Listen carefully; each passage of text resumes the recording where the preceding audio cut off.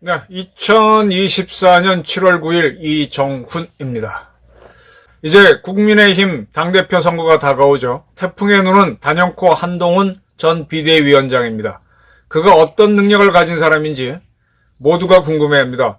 때맞춰 김건희 여사하고 텔레그램 문자를 주고받았다라는 보도가 있었고 7월 9일인 오늘 TV조선이 그 문자를 전문 공개했습니다. 며칠 전에 채널A가 이 문자를 입수했다는 소식이 있었고 공개하려고 했는데 한동훈 측에서 반대해서 공개하지 못했다라는 정보가 있었습니다. 그래서 결국은 보도가 될 텐데 누가 하나 그랬더니 TV조선에서 전문을 보도했습니다. 많은 분이 보셨겠죠? 어떻게 판단하십니까? 동시에 오늘 7월 9일 국민의힘 당대표 선거에 나온 네 사람 한동훈, 나경원, 윤상현, 원희룡 씨가 토론회를 가졌습니다. TV 토론회. 이 토론회에서도 이 김건희 여사 문자가 논란이 됐습니다. 서로 많은 말을 주고받았는데 어떻게 보십니까? 지금 김건희 여사는 윤석열 대통령과 함께 미국에서 열리는 나토 정상회담에 참석하려고 출국을 했습니다. 김 여사가 없는 가운데니까 좀 더 편한 이야기를 할 수 있을 것 같은데 자, 이제부터는 제 의견을 말씀드리겠습니다. 한동훈이라고 하는 인물이 국민의힘을 이끌 만한 능력이 되고 그릇이 되는 사람이냐, 그리고 차기 대통령 후보가 될 만한 사람이냐, 저는 이것이 궁금했습니다. 그래서 상당히 예민한 이 김건희 여사가 보낸 문자를 중심으로 봤습니다. 이제 이 사건은요, 이제 디올백 문제가 됐죠. 최 목사라고 하는 희한한 사람이 밀어붙인 거를 거절을 하지 못해서 받은 일종의 공작 사건이죠. 근데 그로 인해서 지금 최해병 특검처럼 사실은 별것도 아닌 사건을 박정원 대령이 밀어붙이고 민주당이 가세해서 막 밀어붙이니까 거대한 괴물이 만들어졌지만 막상 하나하나 벗기고 말하면 양파처럼 아무것도 남지가 않죠. 반대로 이재명 이 싼 똥은 금으로 싸고 은으로 싸고 보자기를 싸고 아무리 싸도 감춰지지가 않죠. 그건 나중에 보자기를 벗기면 다 나오지만은 최해병 사건은 막상 파고 들어가 보면은 공이죠, 공. 네. 김건희 여사의 디올백 문제도 막상 들어가 보면은 그렇게 엄청난 뭐가 붙은 것 같지만 참 마음 약하고 어떻게 보면 약간은 어리석어서 아버지의 지인이라고 하니까 마지못해 선물 받은 게 이렇게 망신을 당하는구나. 참 가련하다라는 생각이 더 저는 듭니다. 자, 그거는 그거고 그렇더라도 받은 거는 문제가 되죠. 근데 이것이 문제가 됐을 때 민주당에서 비난하는 건 이해가 됩니다. 한동훈 씨가 국민의힘이 위기에 처했다고 비대위원장을 받았어요. 저는 글을 쓰는 걸 지금 현재까지도 업으로 삼고 있는 사람인데 글을 쓸 때마다 사석에서는 저도 특정인이나 특정 사건에 대해서 격렬한 비난을 합니다. 그리고 가끔 마이크 잡으면은 독설도 퍼붓습니다. 근데 글을 막상 쓰려고 하면은 공개되는 것이기 때문에 어디까지 표현할까 굉장히 망설이게 되고요. 그 다음에 뭐 과거에도 방송을 많이 했지만 방송할 때마다 아차 실수하면은 한번 나간 말은 삼킬 수가 없는데 어디까지 표현해야 되나 하고 머릿속이 굉장히 복잡합니다. 굉장히 긴장하고 글을 쓰고 굉장히 긴장해서 말을 하게 되죠. 뒷수습을 할 수 있어야 되니까. 야당에서 김건희 디오로백 문제를 떠들고 했을 때 여당에 몸담게 된 사람이 이 문제를 어떻게 다룰 것인가는 상당히 숙고를 해야 됩니다. 더군다나 비대위원장이라면. 한동훈 씨가 비대위원장 제의를 받았을 때 저는 상당히 고민했을 거라고 봐요. 제가 뭐 어디 방송 출연하거나 세미나 진행하거나 어디 글을 쓸 때 굉장히 빨리 즉답은 주지만 일순간은 고민합니다. 그리고 가끔씩은 현장에 가서 낭패감을 느낄 때도 있는데 일단 오케이 한 이상 책임지고 내일은 하자 이렇게 저는 밀어붙이는 스타일입니다. 한동훈 씨가 비대위원장을 어쨌든 받았습니다. 그리고 비대위원을 구성했는데 그중에 김경률 회계사가 들어왔어요. 그는 참여연대인가 있으면서 제야 인사죠. 그럼에도 불구하고 문재인 정권의 비리를 공개하는 그런 용감한 모습을 보였습니다. 그러한 김경률 씨가 여당에서 말할 수 없는 거는 땡땡땡땡땡땡이다. 김건희 리스크다라고 하면서 김건희 여사 사과를 요구하고 나중에는 김건희 여사를 마리 앙뚜아네트의 비교까지 했죠. 프랑스 대혁명 때 마리 앙뚜아네트는 루이 16세 부인으로서 길로틴에 처형됩니다. 처형되고 난 다음에 목이 잘린 마리 앙뚜아네트를 놓고 프랑스에서는 아주 조롱하는 연극이 굉장히 많이 만들어졌죠. 내 목을 붙여줘 뭐 어쩌고 저쩌고 하는 거. 그리고 한편에서는 마리 앙뚜아네트는 억울하게 당했다는 주장도 최근에 나왔고요. 김건희 여사가 디올백 받았다고 마리 앙뚜아네트처럼 길로틴에서 목이 잘려야 되나? 이걸 생각하게 되면은 김경률 씨는 상당히 위험한 발언을 했다라는 게 바로 이해가 됩니다. 그냥 아까 제가 말한 대로 술자리에서 강경한 발언을 하는 거라면 상관이 없지만 그래도 공당의 비대위원으로서 그런 얘기를 했을 때는 뒷수습을 생각하고 했어야죠.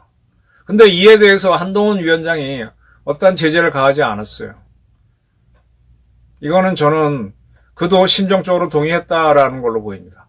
참고로 김건희 여사는 1972년생, 한동훈 씨는 73년생, 김건희 여사가 한 살 더 많습니다. 거의 동시대 사람이죠. 김건희 여사는 윤석열 대통령하고는 어떻게 되나 60년생이지 띠동갑이구나. 그러니까 그러한 남편 윤 대통령보다는 어떻게 보면 한동훈 씨가 더 쉽게 통할 수 있지 않았겠나. 그래서 한동훈 씨가 검사장으로 있을 때는 뭐 350번의 카톡 문자를 주고받았다는 얘기도 있었죠. 네. 그런 사이에서 지금 한동훈 씨가 비대위원장이 되면서 김경률 씨가 사과 문제를 거론했을 때 김건희 씨는 이건 자기가 대응해야 되는 문제가 되겠죠. 그래서 5차례 문자를 보냈습니다. 첫 번째 보낸 1월 15일, 원래 1월 15일 문자를 보게 되면 제가 100배 사과드리겠습니다. 한번 V는 VIP, 대통령이죠. V랑 통화하시거나 만나시는 건 어떠실지요? 내심 전화를 기다리는 것 같은데 꼭 좀 양해 부탁드려요. 이제 이거는 이제 김건희 여사가 굉장히 당황했다는 거죠. 그리고 이 문제 때문에 윤 대통령도 매우 힘들어하니까 한번 전화를 걸어 주십사. 그러니까 윤 대통령 부탁을 받아달라는 거겠죠. 근데 아마 하지 않은 모양입니다. 그래서 같은 날 또 문자를 보냅니다. 죄송합니다. 제가 이런 자리에 어울리지도 자격도 안 되는 사람이라 이런 사달이 나는 것 같습니다. 이렇게 썼습니다. 영부인 자격이 없다고 자책하는 거죠. 그리고 19일 날 또 문자를 보내는데 그럼에도 비대위 차원에서 사과를 하는 것이 맞다고 결정 내려주시면 그 뜻에 따르겠습니다. 이 모든 것에 대해 책임이 저에게 있다고 충분히 죄스럽게 여기고 있습니다. 대선 전국에서 근데 그 다음에 굉장히 중요한 말을 해요. 지난 대선 전국에서 허위 기재 논란 그때 김건희 씨가 자기 이력을 개건 교수인데 정숙 교수를 했다 학위가 어떻다 굉장히 시끄러웠죠. 허위 기재 논란으로 사과를 하는 기자회견을 가졌습니다. 그때 김건희 여사가 처음 공식적으로 얼굴을 드러냈는데 굉장히 미인이라서 많이 탐복도를 한 기억이 있을 겁니다. 사과 기자회견을 했을 때 오히려 지지율이 10% 빠졌고 지금까지 제가 서울대 석사가 아닌 단순한 최고의 과정을 나온 것으로 많은 사람들이 인식하고 있습니다라고 썼습니다. 사과가 반드시 사과로 이어질 수 없는 것들이 정치권에선 있는 것 같습니다. 이거죠. 네. 그럼에도 모든 걸 위원장님 의견에 따르겠습니다. 진심으로 죄송합니다. 네. 정치를 지켜본 저는 이렇게 봅니다. 우리나라 사회는 참 비겁해요. 그래, 내가 졌어. 내가 틀렸어. 딱 인정하면, 용감하다 하고 인정을 하면서 그를 격려해야 되는데, 우리는 밟아요. 저는 제가 오보가 되면 오보라고 발이 신이 납니다. 별로 고민 안 해요. 그렇게 더 정확한 보도로 갈 수 있기 때문에. 제가 문재인 정권 때 북한이 해수부 공무원 죽여놓고 통지문을 보냈다 그랬습니다. 그 통지문을 박지원 국정원장이 들고 청와대를 뛰어들어오니까 서훈 안보실장이 그걸 발표를 했죠. 그때는 몰랐죠. 근데 나중에 문장을 딱 보니까 이게 좀 북한 말이 아니야. 그래서 제가 찾다 보니까 KTV가 생방송을 했는데 거기에 자막으로 실린 것. 그 다음에 연합뉴스 TV도 생방송을 했는데 거기에 자막으로 실린 것. 그 자막은 청와대에서 주는 거죠. 그게 달라요. 문장이 달랐고. 또 청와대가 공식적으로 사이트에 띄워놓은 것이 또 달랐고, 또 성훈 씨가 북한이 보내온 통지문을 정확히 읽겠습니다 하고 읽은 것과 또 달랐습니다. 4개의 버전이 있는 거죠. 그래서 그걸 갖고 청와대 공보관 한 친구한테 전화해갖고 한참 다퉜습니다. 그리고 그걸 보도를 했는데, 거기에서 이제 제가 이제 이 문제 지적을 하려고 제 유튜브에서 방송했던 사진이 맞다는 게 없어서 그걸 내가 자료사진으로 넘겨줬는데, 그거를 그대로 쓰는 바람에 틀렸죠. 그걸 가지고 청와대에서는 다 뒤주려고 확 나왔길래, 틀렸다. 그건 잘못됐네. 대신에 이게 진짜야. 그랬더니 그리고 넘어갑니다. 하나만 틀려도 다 틀렸다고 떠드는 게 정치권이에요. 과거 제가 수지킴 사건을 썼을 때, 그때는 전체적인 사실이 맞으니까 국정원하고 대한민국 김대중 정부도 수현이 인정하고 책임자를 처벌했어요. 이게 이상하게 김대중 정부를 지나면서부터 뭐가 우겨. 아니, 언론은 퍼펙트할 수가 없어요. 우리는 자료를 1차적으로 만나는 게 아니기 때문에. 제가 그 누리호 개발할 때, 누리호 발사를 연기했을 때 실패가 두렵고 사고의 위험성이 높아서 연기했다라고 관계자의 말을 듣고 보도했는데, 그 1년 후쯤에 과학기술부가 사고의 위험성과 실패의 가능성 때문에 연기를 인정한다, 허용한다라고 합니다.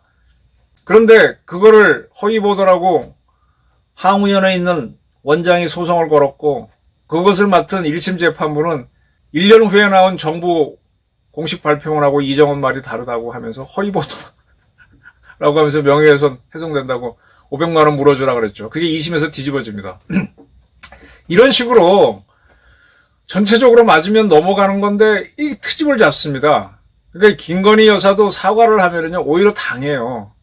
많이 고민을 해야 돼요. 저도 그래서 요즘 와서는 내가 틀린 보도했을 때 어떡할까 좀 고민을 하고 있습니다. 정직하지 않은 사회가 되고 있어요. 진짜 신사도가 있어야 되는데 이 좌파들이 설치면서 지금 똑같이 최혜병 사건 또 그렇게 되고 있죠. 김건희 여사가 그때 지지율이 빠졌었다. 그리고 허위 사실이 진짜 사실로 되는 것처럼 있는 것다. 그런 부담이 있다. 그러나 한동훈 위원장이 사과하라면 하겠다라고 했습니다. 이쯤 되게 되면 이제 거의 다 얘기 나온 거죠. 그리고 23일 날에는 김건희 여사가 댓글팀을 만들어서 한동훈 위원장과 그 주변 사람들을 비방하고 있다라는 주장이 있는데 그거는 사실이 아니다. 그리고 김경률 회계사가 한 극단적인 워딩, 말이 앙딴했죠. 너무도 가슴 아팠지만 한 위원장이 다양한 의견이라고 말씀한 것을 이야기를 했다. 라고 하면서 사과를 합니다. 그리고 나서 또 1월 25일 날 보낸 문자에서는 큰맘 먹고 비대위원장을 맡아주셨는데 서운한 말씀을 드리니 얼마나 화가 나셨겠냐. 그러면서 조만간 두 분이 식사라도 하시면서 오해를 푸셨으면 좋겠다라고 썼습니다. 이렇게 한 거는 대통령이 지난일에 큰 소리로 역정을 냈기 때문이다라고 앞에 썼고요. 자, 이렇게 5번 문자를 받았을 때 저도 이제 저를 대비해서 봅니다. 제가 아는 상사의 여자분이 이런 글을 보내왔을 때 나는 그 여자분이 사과해야 된다고 주장했는데 이걸 보내왔을 때 어떻게 할 것이냐. 이게 참 어려운 건데요. 이렇게 영부인이 보내왔으면 답을 해야 됩니다. 그게 저희 판단입니다. 왜? 이미 사과하라고 내가 주장했기 때문에 지금 한동훈 씨는 TV 토론에서 윤석열 대통령이 공식적인 라인으로 답을 해야지 왜 김 여사가 하느냐라고 하는데 그게 맞죠. 근데 꼭 내가 원하는 식으로 세상 답은 안 옵니다. 거기에서 더 일이 꼬여요. 나는 그 축구 시합이라든지 이런 운동을 해보면 금방 알죠. 나는 이쪽을 공략해서 상대를 이기려고 하는데 상대는 전혀 엉뚱한 방법으로 들어오죠. 그렇더라고요. 내가 이쪽으로 치면 상대가 일로 와서 내가 이렇게 할게 그랬는데 내가 이렇게 하는데 이쪽으로 안 오고 전혀 다른 대응을 합니다. 그거는 상대의 작전이기도 하고 상대가 허둥대기 때문에 그럴 수도 있어요. 근데 그런 것도 대응해야 돼요. 내가 계획한 작전대로 왜 안 오지 하고 하는 거는 그건 어린아이 수준이라는 얘기입니다. 그래서 작전계획 5027, 5028 만들어 작전을 해보면 적이 이리로 올 것이니 요렇게 하고 요렇게 한다고 짜는 작전이 다 탁상공론이 된다. 그래서 모든 작전은 마지막에는 임기응변으로 한다. 임기응변으로 한다 이렇게 되는 거죠. 그 정도는 알고 전쟁을 하고 사회생활을 해야 됩니다. 한동훈 씨는 검사를 했기 때문에 자기 머릿속에 딱딱 짜진 대로 기소를 하기 위한 식으로 수사를 하다 보면은 자기가 원하지 않는 식으로 답이 오면 안 받아들이죠. 이거는 제가 기자들도 그런 스타일이 좀 있어요. 자기 생각한 사건이 이거다라고 해갖고 이미 예단을 해서 다른 식으로 들어오는 거는 기사를 안 쓰는데 그러다 보니까 오보가 나오더라고요. 그래서 제가 딱 깨달은 게 이건 내 상상만으로 이렇게 올 것이니까 이렇게 할 것이다 하지 말고 다 들어보자. 다 대응하다 보면 많이 오보가 안 나옵니다. 그리고 오심도 잘 안 나오고요. 한동훈 씨가 김건희 여사가 이렇게 나온 거에 좀 당황했겠죠. 그 답을 안 했다. 그리고 윤 대통령이 직접 하기를 원했다. 그건 당신 생각이지. 이거는 뭔가 하면 위기 대응 능력이 약하다는 거예요. 임기응변이 잘 안 된다는 겁니다. 뭐 그 전에 자기 문제로 모 부장검사랑 다툴 때는 핸드폰 비번 푸는 걸 갖고 몸싸움까지 했다고 해서 그건 결기는 있을지 모르지만 한편으로는 위기 대응을 잘 못하는구나. 그렇다면은 지난 총선에서 이재명 씨가 기세를 올렸을 때 뒤늦게 2조 심판하자고 대응했습니다. 난 그게 좀 늦었는데 왜 그러나 그랬더니 이 양반이 위기 대응 능력이 늦구나. 그리고 주변에서 뭔가 조언들이 갔을 텐데 이 조언 중에는 큰 조언이 있고 작은 조언이 있는데 저도 동아일보 논설위원 하면서 이런저런 동아일보 간부들 만나보면은 작은 거를 받아들이는 사람이 있어요. 그럼 부담이 적으니까. 큰 거는 모르겠다 그래요. 근데 사실 큰 게 중요하죠. 오늘 이런 말씀을 하셔야 됩니다 하는 게 중요하지 이 옷 입고 나가시는 게 좋겠습니다. 눈에 잘 띄고. 근데 옷은 잘 입는데 이런 말 하라면 부담을 느끼거든. 그러면 상황이 역전이 안 돼요. 한동훈 씨가 그런 사람으로 보입니다. TV 토론에서 이런저런 얘기가 오갔는데 결론적으로 아까 제가 말씀드린 대로 윤 대통령이 하기를 원했다. 뭐 그 얘기밖에 못해요. 사적인 연락으로 답하는 것 자체가 오히려 분란의 소지가 될 수 있다고 본 것. 네. 분란 소지 일어나요. 근데 이거는 본인이 또 김경일 씨가 이미 문제를 제기했기 때문에 본인이 생각하지 않는 방식으로 답이 온다고 해서 피해가는 거는 그것도 답이 아니에요. 이미 분란은 본인이 일으킨 겁니다. 대통령실에서 사고가 필요하다는 걸 전달하고 있었다. 이거는 자기 생각이지. 이런 식으로 정치를 하면은요, 실패합니다. 검사로서는 어떨지 모르고 공무원으로는 할지 모르지만 안 됩니다. 저는 그래서 심평 변호사가 얘기한 대로 한동훈은 아직 부족하다. 그 한계가 드러나고 있다라는 데 저는 동의합니다. 더 공부하고 더 통을 넓히고 검사장 뭐 대단한 것 같지만 그냥 육법준서 딸딸 외우고 하는 그런 법쟁이에요. 법무부 장관은요, 그런 법쟁이들을 거느리는 거지 뭐 큰 게 없습니다. 그 법률 범위 내에서 많은 사건을 다루지만은 법으로 다루는 사건하고 현장에 가서 보는 사건은 100% 다릅니다. 저도 신문기사로 보던 사건하고 현장에 딱 가서 냄새나고 희채 썩은 냄새나고 소리 지르고 할 때 정신없을 때 거기서 봐내는 게 진짜거든요. 딱 정리된 글로만 보는 것 같고 세상 안다고 하는 건 착각입니다. 한동훈 씨는 이번에 국힘당 당대표가 되든 되지 않든 더 많은 수령과 그릇 키우기를 해주기를 바랍니다. 감당하지 못할 사건이 점점 더 그를 찾아오기 것이기 때문입니다. 그는 아직은 현명하다. 저는 이렇게 봅니다. 감사합니다.